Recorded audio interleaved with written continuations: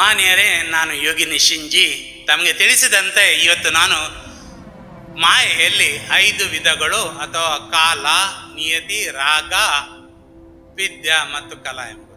ಈ ಕಾಲ ಎಂಬುದು ಏನಿದೆ, ನಾವು ಏನು ಹೇಳ್ತೇವೆ, ಕಾಲವನ್ನು ನಾವು ಮಾಯೆಯಿಂದ ಭೇದಿಸಿದಾಗ ಅಥವಾ ಮಾಯೆಯಿಂದ ಹೊರ ಬಂದಾಗ ಕಾಲಾತೀತತೆ, ಕಾಲ ಇಲ್ಲವಾಗ್ತದೆ ಮತ್ತು ನಾವು ನಿತ್ಯತ್ವಕ್ಕೆ ಸದಾಕಾಲ ಇರುತ್ತೇವೆ ಎಂಬ ಭಾವ ಬರ್ತದೆ. ಈ ಕಾಲಾತೀತೆಯಿಂದ ಪ್ರಯೋಜನ ಏನೇ ಎಂಬುದು ನಾವು ತಿಳಿದ್ದೇವೆ. ಹೊರಗಿನಲ್ಲಿ 1 ವರ್ಷ ಹೋದಾಗ ಒಳಗಿನಲ್ಲಿ 500 ವರ್ಷಗಳಷ್ಟು ಯೋಗಿಯು ಟ್ರಾವೆಲ್ ಮಾಡ್ತಾ ಇರ್ತಾರೆ. ಈ ರೀತಿ ಇನ್ನೊಂದು ವಿಧವಾದ ಪ್ರಯೋಜನ ಇದೆ. ನಾವೊಂದು ಸಮುದ್ರ ತೀರಕ್ಕೆ ಹೋದೆವು ಅಲ್ವಾ, ನಾವು ಗೆಳೆಯರೊಂದಿಗೆ ಹೋಗುತ್ತೇವೆ. ಅಲ್ಲಿ ಸಾಧಾರಣವಾಗಿ 3 ಗಂಟೆಯನ್ನು ಕಳೆದುಕೊಂಡ್ರೆ ಒಂದು ಅರ್ಧ ಗಂಟೆ ಕಳೆದುಕೊಂಡಷ್ಟು ಅನುಭವ ಉಂಟಾಗ್ತದೆ. ಕಾಲ ಸರಿದದ್ದೇ ಗೊತ್ತಾಗ್ತದೆ, ಯಾಕೆಂದರೆ ಆನಂದವಿರುತ್ತದೆ. ಯಾವಾಗ ಕಾಲವನ್ನು ಸೀರೋಗೆದ್ದೆವು ನಾವು ಅಲ್ಲಿ ಆನಂದವನ್ನು ಅನುಭವಿಸುತ್ತೇವೆ. ಈಗ ನಾನು ಯಾವುದೋ ರಾತ್ರಿ ನನ್ನ ಹಲ್ಲು ನೋವು ಬಂತು, ಸಾಧಾರಣ 9 ಗಂಟೆಗೆ, ಬೆಳಗ್ಗೆ 4 ಗಂಟೆಗೆ ಡಾಕ್ಟರ್ ಬರೋವರೆಗೆ ಯಾವಾಗ ಹೇಳ್ತೇವೋ ಮತ್ತು ಡಾಕ್ಟರ್ ಹೋಗ್ತೇವೋ, ಆ ಇಡೀ ರಾತ್ರಿ ಅನುಭವಿಸಿದ ವೇದನೆ ಒಂದು 10 ವರ್ಷ ಯುಗಗಳನ್ನು ಕಳೆದ ಅನುಭವ ಅಲ್ವಾ. ಯಾಕೆಂದರೆ ನಮ್ಗೆ ಏನಾಗ್ತದೆ ಅಂದರೆ ಸಮಯ ಹೋಗುವುದೇ ಇಲ್ಲ. ಯಾಕೆಂದರೆ ಕಳೆದದ್ದು 12 ಗಂಟೆ, ಆದರೆ ಹೋಗುವುದೇ ಇಲ್ಲ, ಒಂದು 12 ಯುಗಗಳಾಗಿ ಕಾಣ್ತದೆ. ಈ ರೀತಿ ನಾವು ನೋವಿನಲ್ಲಿರುವಾಗ ನೋವು ತುಂಬ ಸಮಯದ ಅನುಭವ ಉಂಟಾಗುತ್ತದೆ. ಪ್ರೇಮದಲ್ಲಿರುವಾಗ ಅನುಭವ ಉಂಟಾಗುವುದಿಲ್ಲ, ಕಾಲದ ಅನುಭವ ಉಂಟಾಗುವುದಿಲ್ಲ. ಆದರೆ ವಿರಹದಲ್ಲಿರುವಾಗ ಸಪ್ರೇಷನಲ್ಲಿ ಈ ಫೀಲ್ ದ ಪೇನ್, ಸಮಯ ಒಂದು ಗಳಿಗೆ ಕಳೆದುಕೊಳ್ಳುವುದು ಕಷ್ಟ ಆಗ್ತದೆ. 3 ದಿನ ಹೆಂಡತಿ ತವರಿಗೆ ಹೋದಳೆ ಅಂದರೆ ಇಲ್ಲಿ 3 ವರ್ಷದ ಗಡ್ಡ ಬಿಟ್ಟ ಹುಡುಗರಂತೆ ಇರ್ತಾರೆ. ಈ ರೀತಿ ಯಾಕೆ ಇರ್ತಾರೆ ಅಂದರೆ ಅಲ್ಲಿ ವೇದನೆ ಇದೆ, ಅಲ್ಲಿ ನೋವಿದೆ, ಅಲ್ಲಿ ಸಪರೇಷನ್ ಇದೆ ಅಲ್ವಾ. ಆದ್ದರಿಂದ ಅಲ್ಲಿ ಕಾಲದ ಅನುಭವ ಇರುತ್ತೆ. ಯಾವಾಗ ಪ್ರೀತಿಯಲ್ಲಿ ಈ ಅನುಭವ ಇರುವುದಿಲ್ಲ, ಅಲ್ಲಿ ಆನಂದವಿರುತ್ತದೆ. ಆದ್ದರಿಂದ ವೆನ್ ಎಕ್ಸ್ಪೀರಿಯನ್ಸ್ ಟೈಮ್ ಅಥವಾ ಕಾಲ ದುಃಖದಲ್ಲಿ ಇರ್ತದೆ, ಅದೇ ನಾವು ಕಾಲವನ್ನು ಝೀರೋಗೆ ತಂದಾಗ ಆ ಯೋಗಿಯು ಅಲ್ಲಿ ಕಾಲ ಅತೀತವಾಗಿದೆ, ಅತೀತ ಅಂದರೆ ಇಲ್ಲವಾಗಿರುತ್ತದೆ. ಯೋಗಿ ಪರಮಾನಂದದಲ್ಲಿ ನಿಂತಿರ್ತಾರೆ. ಈ ಸ್ಥಿತಿಯನ್ನು ನಾವು ಹೇಳ್ತೇವೆ ಸಚ್ಚಿದಾನಂದ ಸ್ಥಿತಿ ಅಂತ ಹೇಳ್ಬೋದು. ಇವತ್ತಿನಲ್ಲಿ ಉಳಿದ ಮಾಯೆಗಳು ತೊಲಗಿ ಹೋಗಿರುತ್ತದೆ. ಆದ್ದರಿಂದ ನಾವೇನು ಮಾಡಬೇಕು, ಅದಕ್ಕೆ ಪ್ರೇಮ ಅಥವಾ ಪ್ರೀತಿ ಎಂಬುದು ನಮ್ಗೆ ಗೊತ್ತು. ಪ್ರೇಮದಲ್ಲಿ ಹಲವು ವಿಧಗಳಿವೆ ಅಲ್ವಾ. ಏನು ಹೇಳ್ತೇವೆ, ಆಕರ್ಷಣೆ ಇದೆ, ಮೋಹವಿದೆ, ಸಿಂಪತಿ ಇದೆ, ಕರುಣೆ ಇದೆ ಅಲ್ವಾ. ಅಥವಾ ಏನೆಲ್ಲ ಇದೆ, ಪ್ರೀತಿ ಇದೆ, ಪ್ರೇಮ ಇದೆ, ಮಮತೆ ಇದೆ, ವಾತ್ಸಲ್ಯ ಇದೆ, ಹೀಗೆಲ್ಲ ಇರ್ತದೆ. ನಮಗೆ ತಾಯಿ ತೋರುವುದು ಮಮತೆ, ಗುರುಗಳು ತೋರಿಸುವುದು ವಾತ್ಸಲ್ಯ, ಅಥವಾ ಸಹೋದರ ತೋರಿಸುವುದು ಪ್ರೀತಿ, ಅಥವಾ ಒಂದು ರೀತಿಯ ದಿವ್ಯ ಪ್ರೇಮವಿರುವುದು ಭಗವಂತನಿಂದ, ಅಥವಾ ನಮ್ಮ ಪ್ರೇಮ ಪತ್ನಿಯರಿಂದ ಇರುವುದು ಕಾಣುವುದು ಪ್ರೇಮ. ಈ ಪ್ರೇಮದಲ್ಲಿ ಏನು ಹೇಳ್ತೇವೆ, ಒಂದು ಬಂಧನವಿರುವುದಿಲ್ಲ. ನಾವೇನು ಹೇಳ್ತೇವೆ, ಅಲ್ಲಿ ಬಂಧನವಿರುವುದಿಲ್ಲ. ಅದೇ ಪ್ರೀತಿಯಲ್ಲಿ ಬಂಧನವಿದೆ. ಮದುವೆ ಎಂಬುದು ಬಂಧನ ಇದೆ.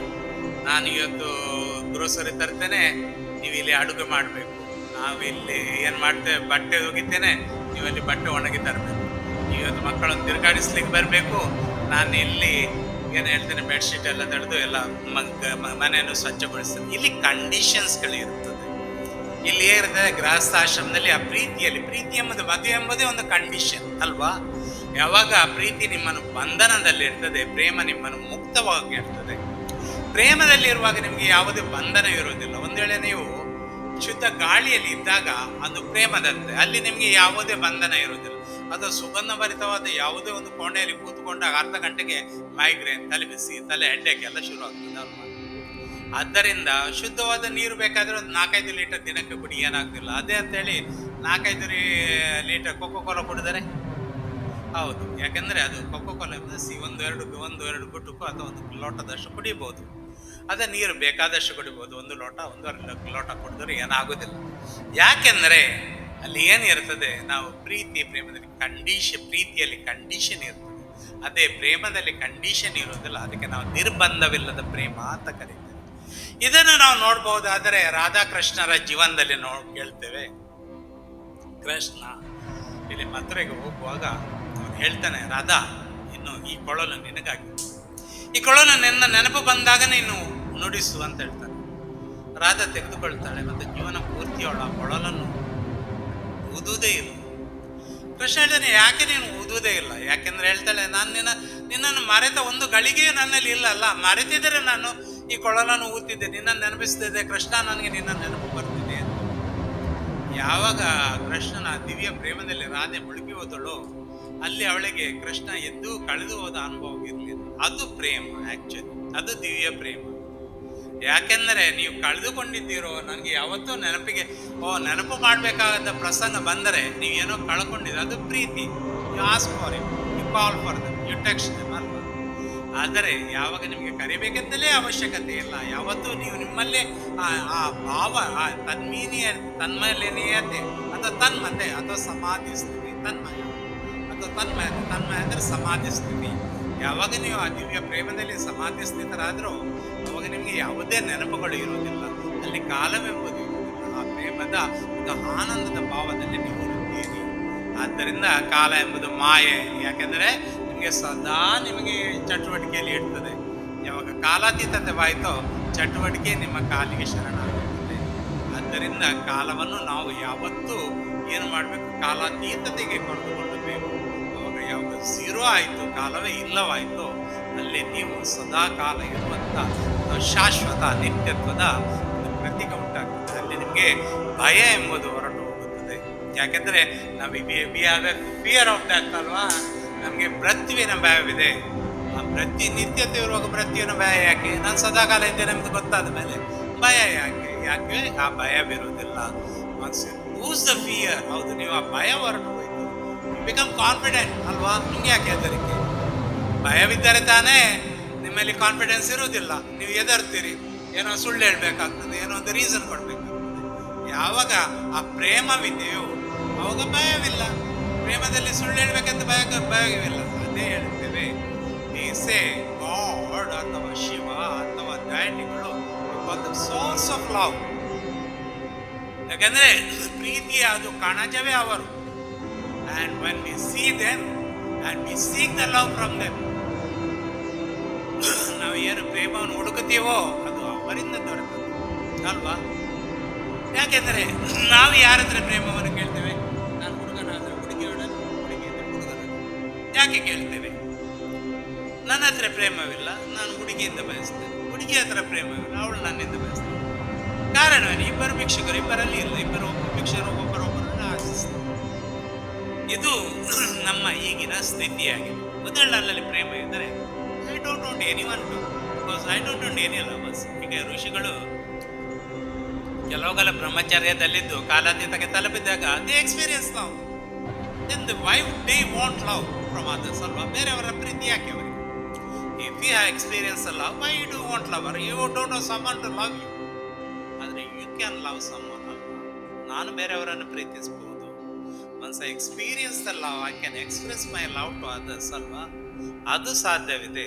ಅದಕ್ಕೆ ನಾವು how to experience the love. Don't expect from someone ordinary from the people. ತಂದೆ ತಾಯಿಯಿಂದ ಮಮತೆ ದೊರಕಬಹುದು, ಗುರುವಿನಿಂದ ವಾತ್ಸಲ್ಯ ದೊರಕಬಹುದು. ಅದು ದೊರೆಯುವುದು ದೇವರಿಂದ. ಆ ಪ್ರೇಮ ಬರೆಯುವುದು once experience it is source of love and become source of love ಅಂತ ಹೇಳ್ತಾರೆ. ಯಾಕಂದ್ರೆ ಒಂದು ವೇಳೆ ನಿಮ್ಮಲ್ಲಿ ಇದು ಪ್ರೇಮವಿದೆ, ಅದರ ಅನುಭವ ಬಂತು, ಅದು ಯಾವುದರಿಂದ ಬಂತು? ಅದು ದೇವರಿಂದ ಬಂತು. ಮತ್ತೆ you try to become like them, ಅದು ಪೂರ್ಣತ್ವ. ಒನ್ಸ್ ಯು ಬಿಕಮ್ ಕಂಪ್ಲೀಟ್, ಏನಾಗ್ತದೆ? You become source of love. You can love millions of people, you can give your love to millions of people. But once in ಶೂನ್ಯತ್ವದಲ್ಲಿ ನಮಗೆ ಕೇವಲ individual love ಅಂದರೆ ನನ್ನ ಪ್ರೇಮ ಏನೆಂಬುದು ತಿಳಿಯುತ್ತದೆ. ನಾವು ಗುರುಗಳ ಬಳಿ ಹೋದಾಗ ಹೌದು ಅವರಲ್ಲಿ ಪ್ರೇಮ ದೊರೆಯುತ್ತದೆ, ಅದು 1000 ಮಂದಿಗೆ ದೊರೆಯುತ್ತದೆ. ಯಾಕೆಂದ್ರೆ they source of love, they ನನ್ ಅದರ್ ದ ಗಾಡ್ ಇಟ್ಸ್. ಅದಕ್ಕೆ ಹೇಳ್ತಾನೆ ಭಗವಾನ್ ಓಶೋ, ನಾನು ಭಗವಾನ್ ಓಶೋ ಅಂತ ಹೇಳ್ತಾನೆ. ಯಾಕೆ ಭಗವಾನ್ ಹೇಳ್ತಾನೆ? I am source of love. So I can distribute, I can express my love to millions of people. ಅದಕ್ಕೆ ಒಂದು ಹೇಳ್ತಾರೆ, ಒಂದು ಭೂಮಿಗೆ ಒಬ್ಬ ಜಗದ್ಗುರು ಸಾಕು ಅಂತ. ಯಾಕಂದ್ರೆ ಈಸ್ ಇನಫ್, ಮಿಲಿಯನ್ಸ್ ಆಫ್ ಕೊಡ್ಬೋದು, ಅವ್ನು ಬೇಕಾದ್ರೆ ಯೂನಿವರ್ಸಿಗೆ ಕೊಡ್ಬೋದು.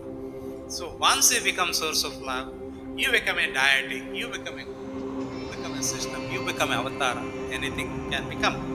ಆದ್ದರಿಂದ ನಾನು ಏನು ಹೇಳ್ತೇನೆ, ಈ ಪ್ರೇಮ ಎಂಬುದು ನೀವು ನಿಮ್ಮಲ್ಲಿ source of love, then you can love millions of people ಅಲ್ವಾ. And but once we attain ಶೂನ್ಯತ್ವ, ನನ್ನದು ಹೋಯ್ತು, I get love from God, ನನ್ನ ಸ್ವಾಭಿಮಾನ ಬಂತು. That is become individual love and you will be having ability to love one person. ಅದಕ್ಕೆ ಕೃಷ್ಣ ಅಷ್ಟು ಹುಡುಗಿಯರನ್ನು ಯಾಕೆ ಮದುವೆ ಆದ? ರಾಜರುಗಳಿಗೆ ಅಷ್ಟು ಪತ್ನಿಯರನ್ನು ಯಾಕೆ ಕೊಡ್ತಿದ್ರು? ಹೌದು, it's because of their source of love. They been blessed by the ಪೂರ್ವಜಸ್ ಅಲ್ವಾ. ಅವರ ಪೂರ್ವಜರಿಂದ ಆ ಪ್ರೇಮದ ಆ ಗೊಂಚಲು ಅವರಲ್ಲಿ ಇರ್ತದೆ. ಅದು ಯಾಕೆ ಇರುತ್ತದೆ ಅಲ್ವಾ? ಯಾಕೆ ಇರ್ತದೆ ಅಂದರೆ because social system, because they, ಈಗ ನಾವು ಹೇಳ್ತೇವೆ ಯಾವುದೋ ನಿಮ್ಮ ಪತ್ನಿ ನಿಮ್ಮ ದೇಹದ ಭಾಗದಿಂದ ಅಲ್ವಾ. ಹಾಗೆ ಕೆಲವೊಮ್ಮೆ ಶಿವ 64 ಯೋಗಿನಿಗಳನ್ನು ತನ್ನಲ್ಲಿ ಇಟ್ಟುಕೊಂಡು 64 ಯೋಗಿನಿಗಳ ಶಕ್ತಿಗಳ ಮುಖಾಂತರ ಬ್ರಹ್ಮಾಂಡವನ್ನು ಸೃಷ್ಟಿಸ್ತಾರೆ. ಅದೇ ಹೇಳ್ತಾರೆ 64 ಯೋಗಿನಿಗಳು ಅಂತ ಹೇಳ್ತಾರೆ. 64 ಬ್ರಹ್ಮಾಂಡಕ್ಕೆ 64 ಯೋಗಿನಿ. ಒಬ್ಬ ಪುರುಷ ಅಥವಾ ಒಂದು ಪುರುಷ ಇದ್ರೆ 64 ಯೋಗಿನಿಗಳ ಶಕ್ತಿಗಳ ಮುಖಾಂತರ ಅದು ನಿಯಂತ್ರಿಸಲ್ಪಡ್ತದೆ. It's not so easy. ಅದರ 64 ಸ್ತ್ರೀ ಶಕ್ತಿಗಳು ಅಥವಾ ಲತೆಗಳು ಎಂಬುದನ್ನು ನಾವು ಹೇಳ್ತೀವಿ. ಈಗ ನಾವು ಭೂಮಿಯಲ್ಲಿ ಇರುವ ಒಬ್ಬ ಅಧಿಪತಿಗೆ 4 ದಳಗಳು ಇರ್ತವೆ. ಮೂಲದಲ್ಲಿ ಏನು ಹೇಳ್ತಾರೆ? ಗಣೇಶ ಇರ್ತಾನೆ, ಇಂದ್ರ ಇರ್ತಾನೆ, ಅವನಿಗೆ 4 ದಳಗಳು. ಆ 4 ದಳಗಳು ಅರ್ಥ ಅಂದರೆ 4 ಯೋಗಿನಿಗಳ ಶಕ್ತಿ ಇದ್ರೆ you can balance the earth ಅಂತ ಹೇಳ್ತಾರೆ. ಹಾಗೆ ನೋಡುವಾಗ ಕೊನೆಗೆ ಬರುವಾಗ 50 ಯೋಗಿನಿಯರು ಬೇಕಾಗ್ತದೆ. ಯಾಕೆಂದ್ರೆ ಜನಲೋಕ ತಪ್ಪಲೋಕ ಈ ರೀತಿ 64 ಯೋಗಿನಿಗಳ ಪ್ರತಿಯೊಂದು ಅವತಾರದಲ್ಲಿ ಎಷ್ಟು ಬಾರಿ ನೀವು ನಿಮ್ಮನ್ನು ಜಾಗೃತಿಗೆ ಅಥವಾ ವೇಕೆನಿಂಗ್ ಕೊಂಡೋಗ್ತಾ ಇರ್ತೀರೋ, ಪರಮಸತ್ಯ ಬರುವಾಗ 64 ಯೋಗಿನಿಗಳ ಶಕ್ತಿಯಿಂದ ಮೇಲೆ ನಿರಂತರವಾಗಿರುತ್ತದೆ. ಈಗ ನೋಡ್ತೀರಿ, ನಾವು ಏನು ಹೇಳ್ತೇವೆ, ವೇದದಲ್ಲಿ ಹೇಳ್ತೇವೆ, ನಾವು ಅಗ್ನಿಯನ್ನು ಕಂಡಿದ್ರೆ ಅದರೊಂದು ದೇವತೆ ಅಥವಾ ವಂಶ ಒಂದು ಪುರುಷ ರೂಪದಲ್ಲಿ ಮಾನವ ರೂಪದಲ್ಲಿ ಎಲ್ಲಿಯೂ ಇರ್ತದೆ ಅಲ್ವಾ. ವಾಯು ರೂಪದಲ್ಲಿ ವಾಯುದೇವ ಇರ್ತಾರೆ, ಹಾಗೆ ಇರ್ತಾರೆ, ಯಾರಂತ ಇರ್ತಾರೆ. ಈಗ ನಾವು ಏನು ಹೇಳ್ತೇವೆ ಅದು ವಾಯುದೇವರ ಪ್ರತೀಕ. ಈಗ ನಾವು ಏನು ಹೇಳ್ತೇವೆ ಅಂದರೆ ಇಲ್ಲಿ ನಾವು ಏನನ್ನು ಕಾಣ್ತೀವೋ ಅದು ಯೋಗಿನಿಗಳ ಪ್ರತೀಕ ಹೇಳ್ತೇವೆ. ಅದೇ ನಾವು ಹೇಳ್ತೇವೆ ಶಿವನಿಗೆ ಅದು ಏನು ವಿಷ ಹೊರ ಬಂತು, ಒಬ್ಬ ನಾಗಕನ್ನಿಕೆಯನ್ನು ಕುತ್ತಿಗೆ ಕಟ್ಟಿಬಿಟ್ಟು ಅಂತೇವೆ ಶಿವ. ಹೀಗೆಂದರೆ ಆ ಮಾತು ಕುತ್ತಿಗೆಗೆ ಇದು ಕಟ್ಟಿದಲ್ಲ, ಇದರಿಂದ ಅವನ ಭಾಗದಿಂದಲೇ ತೆಗೆದು ಒಂದು ಔಷಧ ತೆಗೆದು ಅವನಿಗೆ ಕಟ್ಟಿದ್ದರು ಅಂತ ನಾವು ಹೇಳ್ತೇವೆ. ಅವನಿಗೆ ಒಂದು ಹೆಂಗಸರು ಕಟ್ಟಿಬಿಟ್ರು ಅಂತ. ಹೀಗೆ 64 ಯೋಗಿನಿಗಳ ಸೃಷ್ಟಿಯಾದಾಗ ಪೂರ್ಣ ಬ್ರಹ್ಮಾಂಡದ ಸೃಷ್ಟಿಯಾಗಿರ್ತದೆ. ಅದರದ ಸೃಷ್ಟಿಗೆ ಒಳಪಡುವಾಗ 64 ಯೋಗಿನಿಗಳು ಇರ್ತಾರೆ, ಇದ್ದೇ ಇರ್ತಾರೆ ಅಲ್ವಾ. ಒಂದು ಬಾರಿ ಒಂದು ಸೃಷ್ಟಿ ಉಂಟಾಗುವ ಅದು ಬೇರೆ ಬೇರೆ ರೀತಿಯಲ್ಲಿ ಉಂಟಾಗುವುದು. ಒಂದು ಪ್ರಜಾಪತಿಯ ಯಜ್ಞ ರೂಪದಲ್ಲಿ ಉಂಟಾಗುವುದು, ಬೇರೆ ರೀತಿಯಲ್ಲಿ ಹಲವು ರೀತಿಗಳಲ್ಲಿ ಸೂರ್ಯ ವಿಜ್ಞಾನದ ಮುಖಾಂತರವೂ ನೀವು ಸೃಷ್ಟಿಯನ್ನು ತೆಗೆದುಕೊಳ್ಬೇಕು. ಆದ್ದರಿಂದ ಒಂದು ಭೂಮಿಯನ್ನು ಅಥವಾ ಇಲ್ಯೂಜನ್ ಅಥವಾ ಮಾಯೆಗಳನ್ನು ಏನು ಮಾಡ್ತಾರೆ ಇನ್ವಾಲ್ವ್ ಅಥವಾ ಅದನ್ನು ಡೈಜೆಸ್ಟ್ ಮಾಡಲು ಅಂತ ಶಕ್ತಿಗಳ ಅಗತ್ಯವಿರುತ್ತದೆ ಅಲ್ವಾ. ಆದ್ದರಿಂದ ನಾನು ಇಲ್ಲಿಗೆ ನಿಲ್ಲಿಸ್ತೇನೆ. ನಾಳೆ ನಿಮಗೆ ನಾನು ಏನು ಹೇಳ್ತೇನೆ, ನಿಯತಿ ರಾಗ ಮುಂತಾದವುಗಳ ಬಗ್ಗೆ ಮಾತನಾಡ್ತಿದ್ದೇನೆ. ಇರ್ತೀನಿ ನಿಮ್ಮ ಯೋಗಿನಿಶ್.